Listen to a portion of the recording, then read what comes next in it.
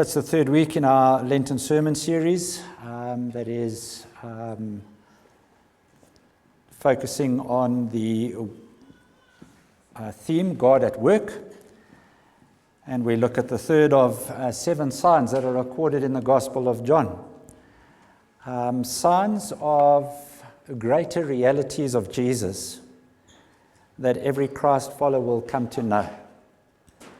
So this we know of Jesus, but we will know more of Jesus in tomorrow. And so John is just making us aware of the greater realities of Jesus as the gospel unfolds. And so we've looked at the wonderful incident where Jesus is a guest at the wedding of Cana, and he reaches out into a moment which could be dignity-taking for the host of not providing sufficient wine on the occasion of the wedding. A moment of taking that which is ordinary and making it sparkle. A moment of just making life abundant and fruitful and good. And so we're told a little of God at work in that act. And then last week we had a look at the second sign, where the royal official's son is healed. And the invitation to believe that God will act for ordinary people, sometimes for people who actively oppose him.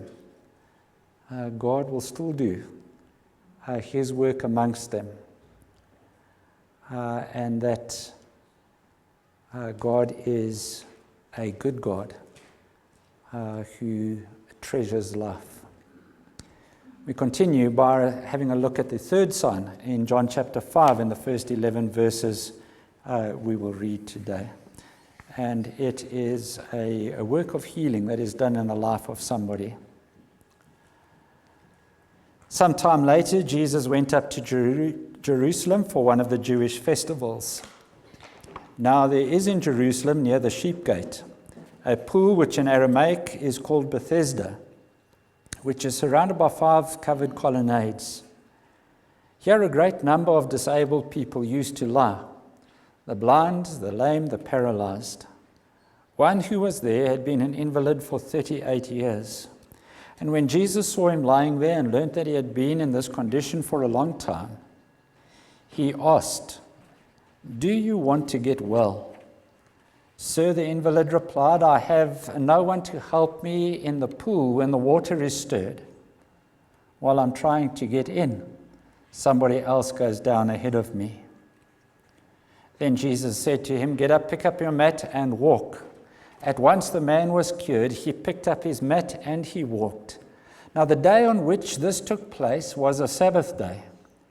And so the Jewish leaders said to the man who had been healed, "It is the Sabbath, and the law forbids you to carry your mat.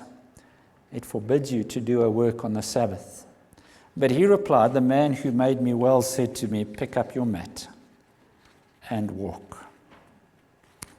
The Lord will always bless the hearing of his word. Thanks be to God. Well, just a couple of comments on the place and the person that is spoken of in this passage before sharing 3 teachings about the restoration that is offered to this person, by implication is offered to you, to me, to others through Jesus Christ. First of all, the person that is spoken of in this passage is a person that is in need of healing, has been an invalid, a paralytic, for 38 years.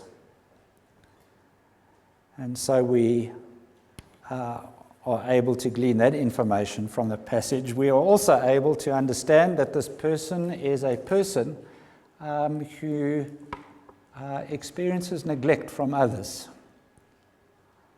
And so this person has been neglected. His words are, "Don't have anybody to put me in a pool. I'm needing assistance from outside of myself to improve my lot, but there is none." And so he lives in the presence of people who are either ignorant of his need or are just not willing to meet his need. But whatever the reason is for the lack of people responding, it renders this person somebody who knows what neglect from another is all about. The third thing that we can say about this person is that this person is denied access to certain life realities, not just to the pool of Bethesda, but as a paralytic, he was denied access to a whole lot of life realities from a young age. For 38 years, he has been rendered as unemployable, of not being able to offer society anything of great value. He has been rendered as one who must just sit and wait and hope that change can come. And so we're dealing with a person who knows a lot about being denied access. And denying another of access is a bit of a justice issue. It's kind of one of the basic things that you and I respond to is to provide access to people, to give people the knowledge, the values, the attitudes, the skills that allow them to access that which needs accessing for a valuable life. For us not to offer that is a case for many questions. And so we just need to realize that this person is a person who is denied access. And in that denial of access, this person is stripped of dignity and purpose. That in this lack of access, this person is somehow rendered as a second-class citizen. Other people can do these things, but you can't. This is their life, but it's not for you. You will have to make do with this life. Lack of access sometimes reduces people into anonymous masses. Did you note that this person doesn't have a name? They are the invalid or the paralytic, identified by their condition.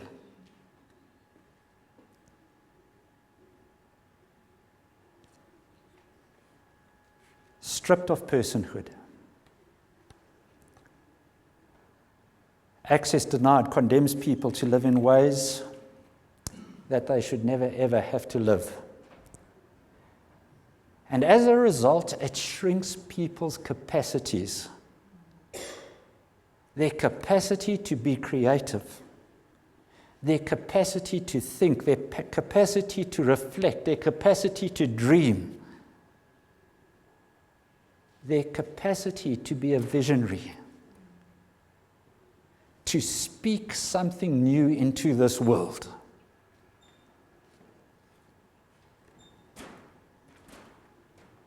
And so this person is a person in real need. A person who is living a half-life. And it's this person that meets Jesus one day. And so I want to pick out 3 things about the restoration that is offered to this person through Jesus Christ. The restoration that is offered to anyone in need. Anyone who is living a half-life. The first one is that Jesus restores those that search for healing and for wholeness. Jesus restores them. Now, you and I would know, or maybe we wouldn't, but you will know now, that when an individual seeks out a place where a need could be met, well, that action, where could this need in my life be met? That action is the beginning of that need being met. Because it is in looking for relief that a need is recognized. It's acknowledged, it's owned. I can be lying in bed and my loved ones can come to me, as men usually, don't you think you need a doctor? No, I'll be fine. I'll be okay. You know that one, huh? Just a denial. Everything's going to be okay. The next day they're worse. Don't you think you need a doctor? At what stage do you think you will need a doctor?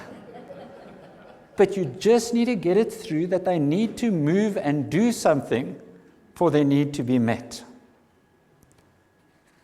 But once there is a decision, once it is recognized, once we acknowledge our condition, once we own that we need something that we can't give ourselves, it's the beginning of a need being met. And that's in any walk of life. It's not just about our physical health. Psychologically, exactly the same. Emotionally, spiritually, relationally. If we don't recognize, if we're not honest, if we don't acknowledge, 1 year can become 38 years. And so looking for a remedy is the beginning of the first godly and restorative moment towards the need being addressed. Because an act of turning one's focus to somewhere or to something in response to a need is one step further than denying your need. So it might not be a good step, it might not be a step in the right direction, but it is a step closer than were you not to take that step. And so the paralyzed man has sought out a place where he believes his need can be met. If I can be at the pool of Bethesda when the waters are stirred, maybe my need will be met. Now let's have a closer look at this pool of Bethesda. I think the phenomenon of healing pools, places where people have been known to have miraculous healings, they dot time and history. And so over the last 25 years, many from our own country have gone on a particular healing pilgrimage. They've gone to Lagos in Nigeria to the Synagogue Church of All Nations, a church that was founded by T.B. Joshua, highly profiled through the visitations for healing by some of the Springbok rugby players, Jaco van der Westhuizen, Willem Besson, Ruben Kruger, Joost van der Westhuizen. But many, hundreds, thousands of people from South Africa have gone to the Synagogue Church of All Nations for healing. In our own country, there are many churches that have sprung up over the last 20, 25 years, claiming to be centers of healing, and having a particular focus on healing as their ministry. Now, in this encounter between Jesus and the paralytic, it's simply noted that Jesus is active. Jesus is present. Jesus is moving in the very midst of these places of healing. And so the pools of Bethesda, they were understood. They were around for hundreds and hundreds of years, and it was understood as a place of healing. And so the Jews and also the Romans would, over centuries, frequent this place. And there was legends around that when the water is stirred up by the gods, when the water is stirred up by the angels, that's the time to get in, because your healing will come then. Jesus is in the midst of this thinking, of this reality. In the midst of this legend, Jesus offers healing, while that paralytic is seeking healing in being in a particular place. And so despite the traditions, despite the social conventions of the day around healing and how healing is to come to one and when healing can happen or cannot happen, all that we need to note is that Jesus is in the midst of that healing environment. And so while you and I search for our own healing, for our own wellness, wherever we may go, whether we go to a yogi or whether we go to a fitness coach or a Western doctor or a traditional doctor, or if we go to spiritual or natural healers, in the midst of scientific medicine, in the midst of cultural or religious healing traditions, let us not forget that Jesus offers himself. Jesus offers a restoring work of healing and wholeness in the midst of those realities.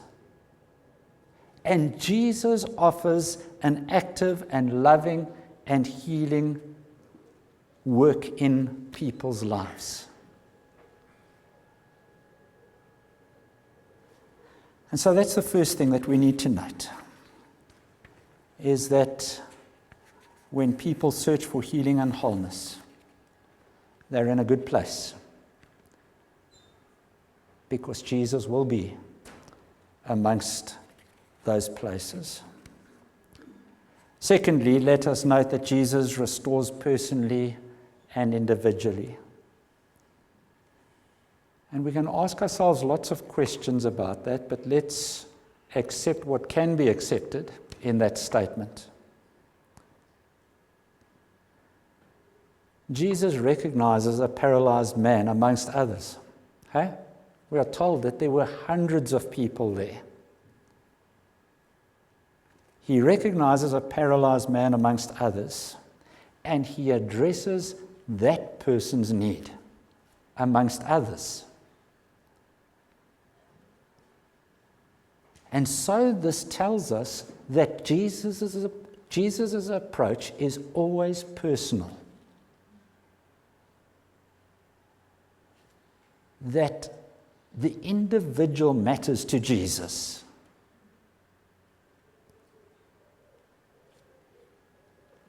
That's what Jesus does. He attends to the individual. He never shies away from an individual's need. What would Jesus do? Jesus would approach an individual, and Jesus would attend personally to the individual's need. And so whether we are blind, whether we are lame, whether we're paralyzed, whatever our disability, whatever our inability, whatever our inadequacy, we can be sure that Jesus will not take a wide circle around us, but rather will make himself present in our company just as we are. It's not an awkward moment for him. It's not an avoidable moment for him. Jesus is personal and engages with people individually.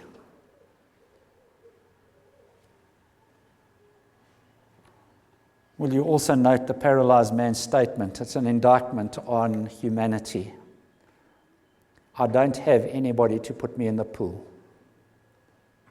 It captures the reality of living in the presence of people who are ignorant of his need or just don't have the will to meet his need. And so the need that is unseen for whatever reason by others, it is a need that is seen by Jesus. And once again, we can be comforted by that, is that maybe we have needs, maybe there are areas in our life that other people are aware of and have never ever attended to. But those places are seen by Jesus. And his offer of healing, of transforming those areas of need, is there to be made.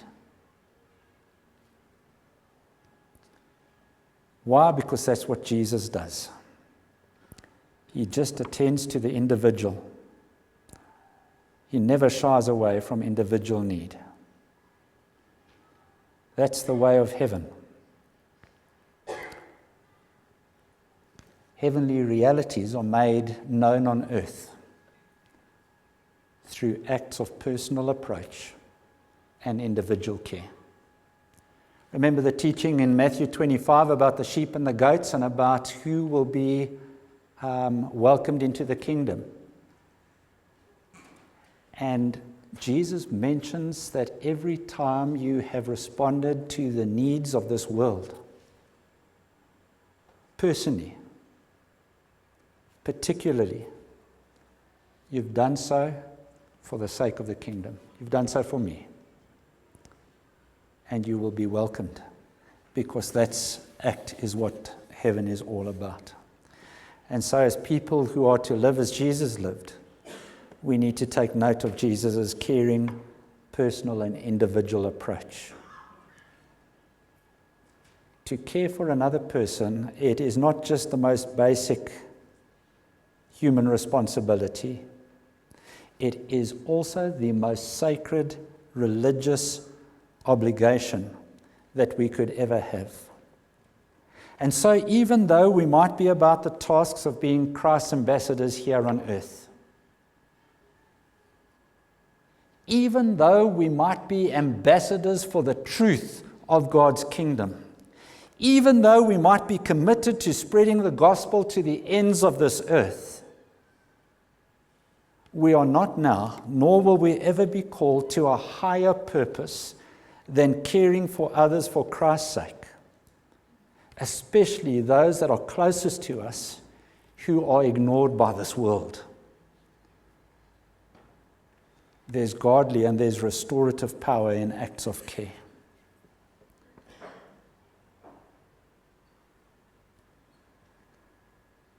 I wonder if the overwhelming experience of others around you is one of being cared for. How are you doing in fulfilling the most basic human act? Care for another. How are you doing in fulfilling the most sacred godly call or obligation of caring for another? Are you reaching out to others with care? Care with good intention, reaching out for the good of others, reaching out for the benefit of others. Are you reaching out to others in care in a way that begins where calculated and controlled reaching out ends? What will I get Is this going to be beneficial? Well, to the individual, it's always going to be beneficial.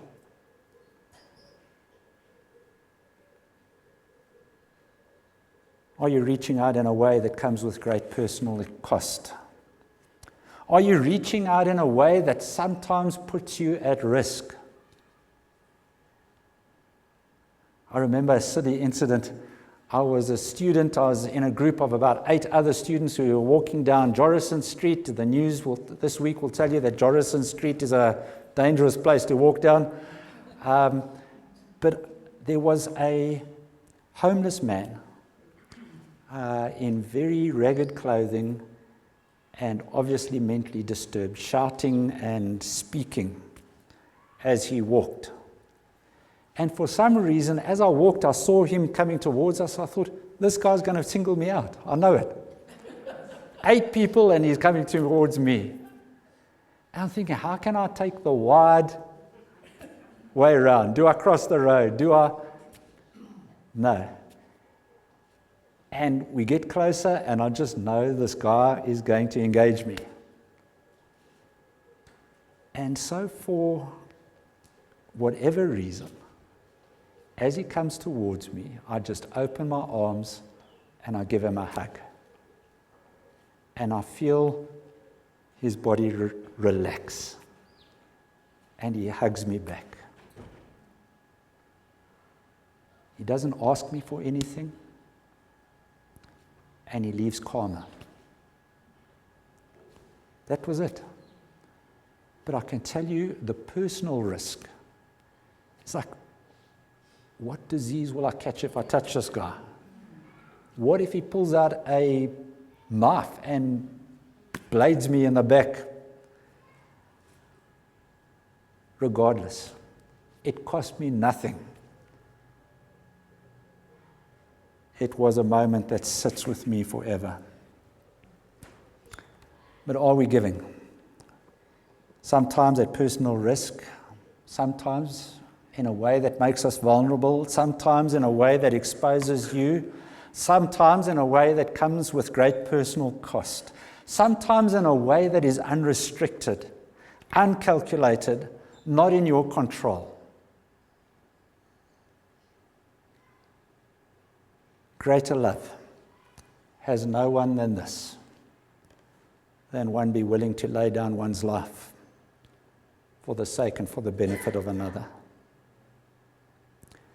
And so we are to follow in the footsteps of Christ. We are to take Jesus as our example and to live in a way that is opened up to us by reaching out in care for others, right through until our dying day.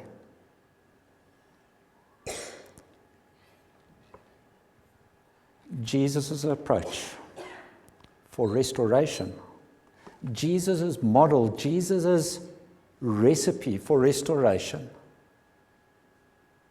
is not global. It's not strategic. It's personal and it's individual.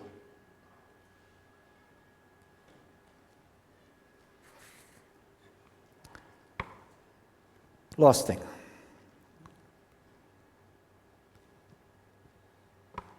Jesus will offer you restoration, but he's not going to force it upon you.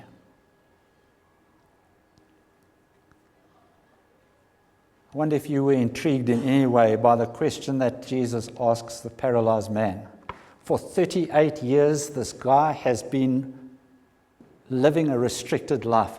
Do you want to be healed? Hey, isn't it a no-brainer? In less than a second, my response would be yes. Or would it? It's a yes-no question. You would assume the man to respond quickly in the positive, but he doesn't. But in his response opens us up to the mysterious and the complex facets of us being human. And so often wellness is on offer to you and to me. But we choose otherwise. we don't say yes.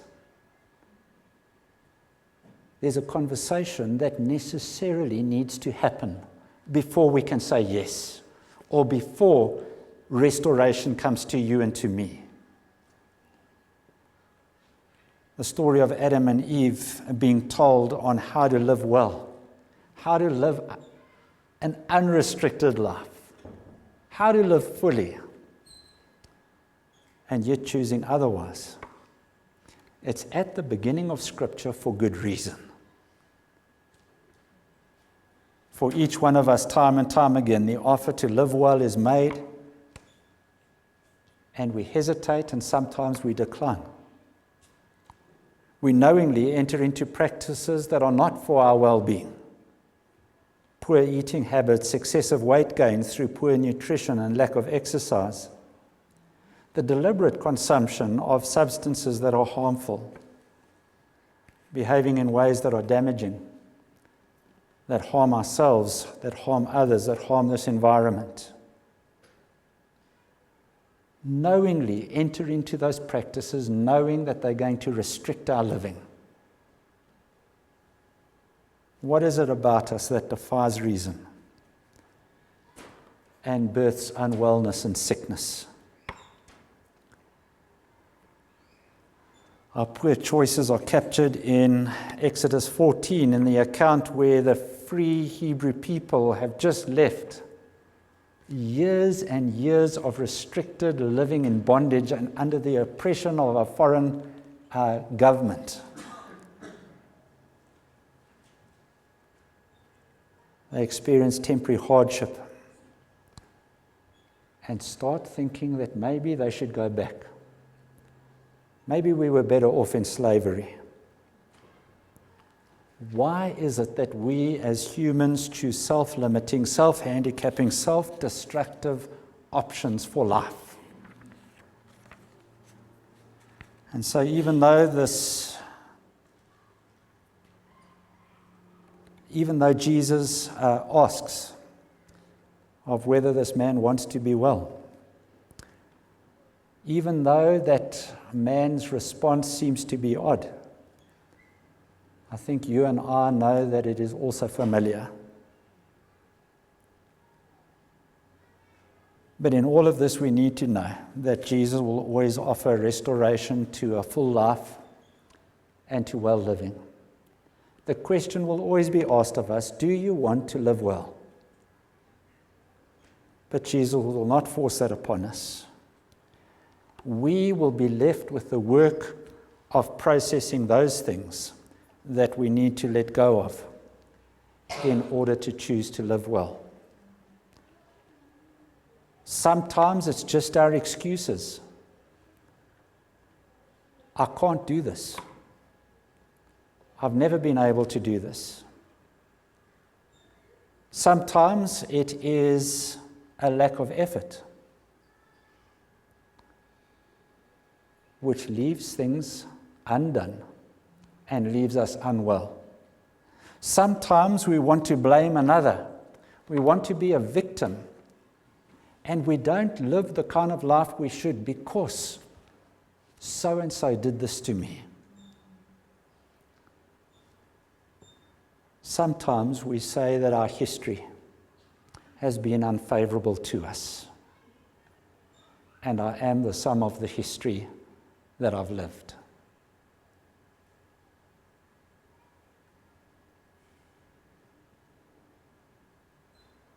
Jesus will leave us to work and to process those things that we need to process in order for us to move forward into wellness. And so the best way to do this is to begin that conversation, even if it's 38 years overdue. Can I open up a conversation with the one who offers me a restorative way forward?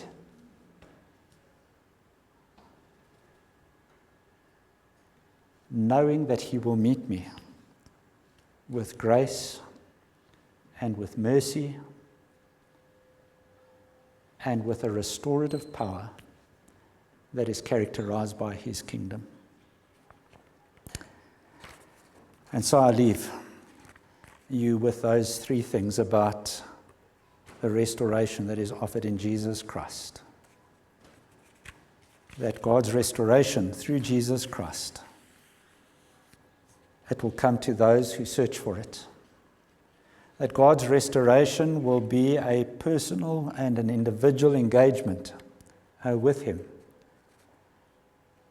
And that offer of restoration will not be forced upon us. There's a bit of work that might be needed from you and me before we experience that restoration.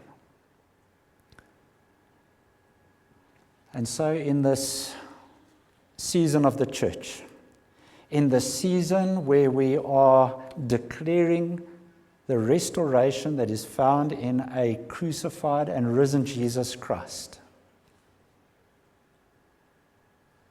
in a moment when the church is saying, prepare yourselves, world, prepare yourself, that there's a power that is greater than evil, greater than sin, greater than suffering, greater than death itself. There is a power that is able to transform people in the midst of evil, sin, suffering, death.